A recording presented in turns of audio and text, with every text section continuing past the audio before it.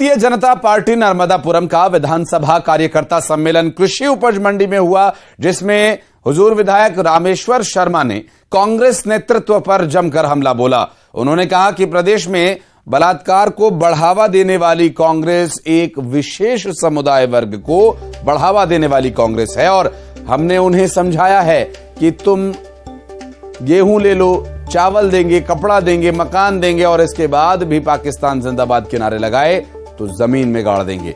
रामेश्वर शर्मा ने surgical strike के सबूत मांगने वाले दिल्ली के केजरीवाल, राहुल गांधी और दिग्विजय सिंह को लेकर कहा कि अब जब भी सर्जिकल स्ट्राइक होगी तो इन तीनों को हेलीकॉप्टर के नीचे बांधकर लटका दिया जाएगा और इन तीनों के हाथों में एक एक कैमरा दे दिया जाएगा और कहा जाएगा कि अब तुम सबूत जुटाओ और सेना आतंकवादियों का खात्मा करेगी। भाजपा तुम्हारी विरोधी नहीं है, तुम खूब कुराने पढ़ो भी, लेकिन हमको गीता ज्ञान सुनाने दो। चंदा से बैर नहीं हमको, पर सूरज को अर्घ चढ़ाने दो। हम बदतमीजी बर्दाश्त नहीं करेंगे। हम तुम्हें दाल देंगे, चावल देंगे, गेहूं देंगे, आटा देंगे, मकान देंगे, लेकिन पाकिस्तान जिंदाबाद बोला तो गाड़ देंगे। ध्यान रखिए। ये जब सर्जिकल स्ट्राइक हुआ तो सर्जिकल स्ट्राइक में दिग्विजय सिंह बोला सबूत दो। एक वो दिल्ली का पगला केजरीवाल वो बोला सबूत दो। एक पप्पू सबूत दो। इस बार को हमने तय किया, हम सौगंध खा के बोल रहे कि जब भी सर्जिकल स्ट्राइक आएगा इन तीनों को हेलीकॉप्टर के नीचे बांध के लटका दिया जाएगा और एक एक कैमरा इनके हाथों में दे दिया जाएगा, नहीं दिया जाएगा। बेटा तुम सबूत जुटाना और सेना आतंकवादियों का सत्यानाश करेगी। तुम सबूत जुटाना, सबूत। और भोपाल से इस बीच एक बड़ी खबर आपको बता दें, शिवराज कैबिनेट की आज एक अहम बैठक होनी है। कई प्रस्तावों पर इस कैबिनेट बैठक में मुहर लग सकती है। दरअसल पंचायत सचिवों के मानदेय बढ़ाए जाने का प्रस्ताव मंजूर हो सकता है। नए स्वास्थ्य संस्थानों में नए पदों को मंजूरी मिल सकती है। निजी विश्वविद्यालय संशोधन विधेयक को कैबिनेट मंजूरी दे सकती है। छतरपुर जिले में सटई को तहसील बनाने पर भी चर्चा आज की कैबिनेट की बैठक में होगी। लगातार नजर हमारी रहेगी इस कैबिनेट बैठक पर, डिटेल्स आप तक आगे पहुंचाएंगे। फिलहाल जो अभी पूर्व निर्धारित जो विषय हैं उनके बारे में जानकारी हम दे रहे हैं, जिसमें छतरपुर जिले में सटई को तहसील बनाए जाने पर भी चर्चा हो सकती है। छत्तीसगढ़ में आज से कांग्रेस संकल्प शिविर का आयोजन कर रही है और इसकी शुरुआत रायपुर पश्चिम विधानसभा क्षेत्र से होगी। मुख्यमंत्री भूपेश बघेल ने कहा कि पूरे 90 विधानसभा क्षेत्र में संकल्प शिविर का आयोजन किया जाएगा। कार्यक्रम में सभी जगह वरिष्ठ नेता भी शामिल होंगे और आपको बता दें कि इस कार्यक्रम में कांग्रेस को काफी लाभ होने की संभावना जताई जा रही है और इस आयोजन से कांग्रेस को सीधा फायदा होगा आगामी चुनावों में।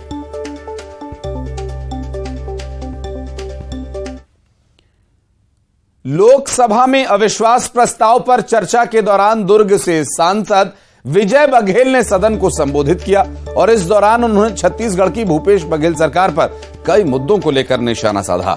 उन्होंने कहा कि केंद्रीय कांग्रेस कमेटी हमारे प्रदेश के मुख्यमंत्री की बदौलत चल रही है। अगर राजवर्धन जी के मुख्यमंत्री और हमारे मुख्यमंत्री के ऊपर कॉम्पिटिशन कराने ना, तो हमारा मुख्यमंत्री पहलाएगा भ्रष्टाचारियों में। मैं दावे के साथ कहना चाहता हूं, हर महीने पैसा पहुंचता है। कांग्रेस कमेटी अगर चल रही है तो वहां के मुख्यमंत्री के बदौलत चल रही है। शराब में घोटाला, रेत में घोटाला, कोयला में घोटाला, मुरम में घोटाला, सीमेंट में घोटाला, क्या क्या घोटाला नहीं, डीएमएफ के फंड में घोटाला। और ये भी बता दूं, वहां पर पहले तो चारा घोटाला हुआ करता था सभापति महोदय, अब तो गोबर घोटाला भी हो गया, गौमूत्र में भी घोटाला हो गया कि वहां के किसानों को चमकाया जाता है। मुख्यमंत्री के निर्देश पे अधिकारियों द्वारा चमकाया जाता है कि धूल मिट्टी का जो बोरी है उसको वर्मी कंपोस्ट बोल के जबरदस्ती वो किसानों को प्रति एकड़ 3 बोरी 300 रुपये के हिसाब से 900 रुपये का थमाया जाता है। दादागिरी करके ये बोलते हैं हम डीएपी नहीं देंगे, हम यूरिया नहीं देंगे, हम पोटाश नहीं। उज्जैन नगर निगम की जेसीबी एक बार फिर अतिक्रमण पर चली और अवैध रूप से बनाए एक यात्री निवास को ध्वस्त कर दिया गया। नगर निगम की टीम नीलगंगा थाना क्षेत्र के मंचमन चौराहे पर कार्रवाई करने के लिए पहुंची दलबल के साथ और शिप्रा यात्री निवास को जेसीबी से तोड़कर ध्वस्त कर दिया गया। नगर निगम को शिकायत ये मिली थी कि बिना परमिशन यात्री निवास का निर्माण किया गया है, जिस पर यह कार्रवाई की गई। अवैध निर्माण करने वाले श्री अशोक डोडिया और श्री अर्जुन पिता नरेंद्र सिंह राठौर, इनके जो है यात्री निवास बना रखे हैं इन्होंने। होम स्टे जिसे कहते हैं, होटल जिसे कहते हैं, रुकने का जो साधन है, जिसका परमिशन अभी इन्होंने लिया नहीं, बिना परमिशन के बना रखे हैं, जिस पर लगातार शिकायतें प्राप्त हो रही थी। और इसी प्रकार के अवैध अतिक्रमण जो है ये फैलते जा रहे थे, इसलिए इसको रोकने और जो निर्माण कर लिया है उसे हटाने की दृष्टि से आज की कार्रवाई। और मनेंद्रगढ़ से बड़ी खबर आपको बता दें, पीएचसी में सीएमएचओ के साथ मारपीट का मामला, जहां सीएमएचओ के साथ मारपीट के मामले में एफआईआर भी दर्ज की गई है। जिले के सभी स्वास्थ्य केंद्रों के ओपीडी सेवाओं को बंद कर 3 दिन की हड़ताल पर स्वास्थ्य कर्मचारी हैं, चूंकि मनेंद्रगढ़ में सीएमएचओ के साथ मारपीट से ये नाराज हैं और इस पर कार्रवाई की मांग है। पीएचसी में सीएमएचओ के साथ हुई मारपीट को लेकर शिकायत तो दर्ज करवाई गई है ही साथ इस पूरे मामले में नाराज स्वास्थ्य कर्मचारियों ने ओपीडी सेवाओं को 3 दिन के लिए बंद कर दिया है, हड़ताल पर चले गए हैं।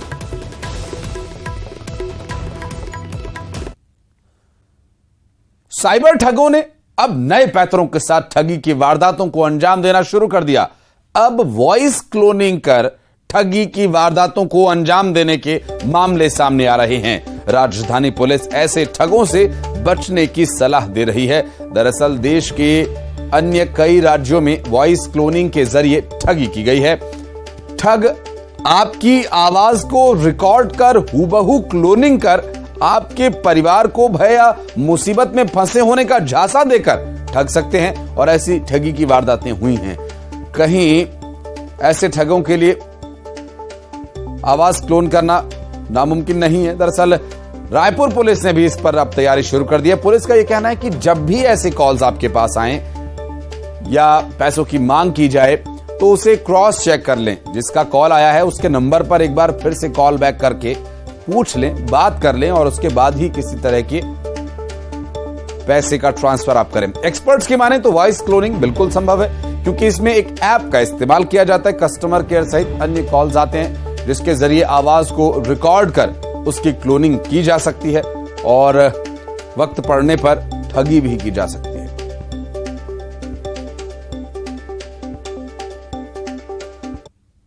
जानकारी में आया है कि कुछ जो ठग हैं वो वॉइस क्लोनिंग सॉफ्टवेयर के माध्यम से जो परिचित व्यक्ति हैं उनका वॉइस का क्लोन करके संबंधित व्यक्ति से कॉल करते हैं और बताते हैं कि हम आपके अमुक पहचान वाले व्यक्ति बोल रहे हैं या उनके रिश्तेदार बोल रहे हैं, जिससे वो आश्वस्त हो जाता है और उनके मन मुताबिक जो कुछ पैसे की मांग की जाती है वो सामने वाला चूँकि परिचित रहता है इसलिए वो सामने वाले को पैसा दे भी देता है।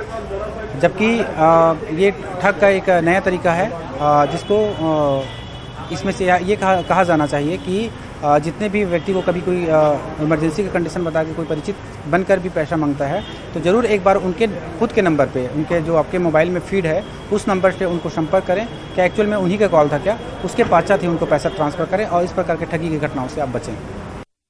क्लोनिंग कैसे संभव हो पाता है? मेरी अगर आवाज़ है जैसे आप बता रहे थे, किस तरह की संभव है ये वॉइस क्लोनिंग? हाँ, बहुत आसान सी बात है। आपको दिन भर में कम से कम 8 से 10 कॉल आती हैं मार्केटिंग के नाम पे और वहाँ पर वो आपसे बातचीत करते हैं। उस बातचीत में ही आपकी वॉइस को रिकॉर्ड किया जाता है।